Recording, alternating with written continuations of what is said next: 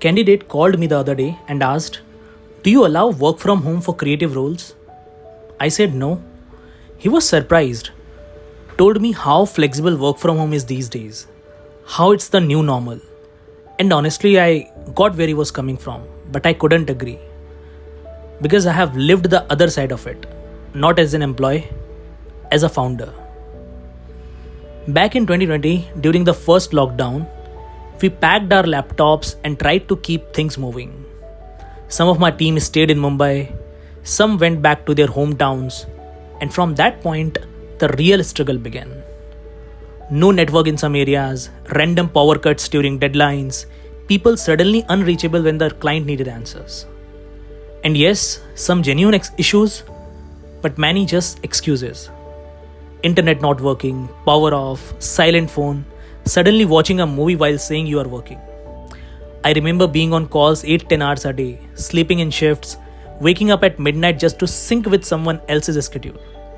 Finishing tasks myself because there was no one else. Eating once a day, not because I was on diet, but because there was just no time.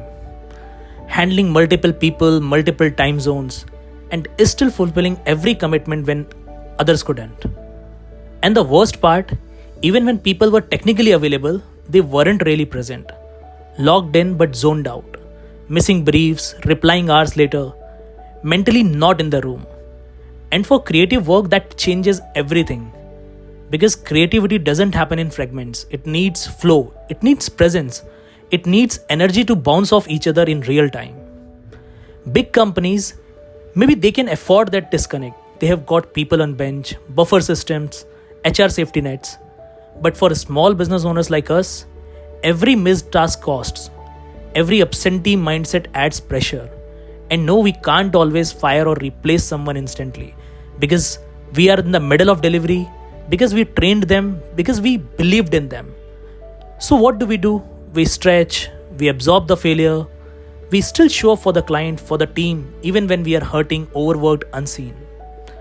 But now when I sit in a room with my team, everything feels different. You can't hide behind silence in a room. You can't pretend to care because presence makes you visible. Suddenly everyone contributes. One person's idea lights a spark in another. You feel momentum, you feel movement, and most importantly, you feel like you are not carrying it alone. That's not something work from home can replicate. So no, I don't disrespect remote work, but I respect presence more. Because I know what it takes to keep a small business alive. Sometimes the room itself is the strategy. This is the other side, not the shiny headlines, not the pitch deck, just the raw truth behind building something real.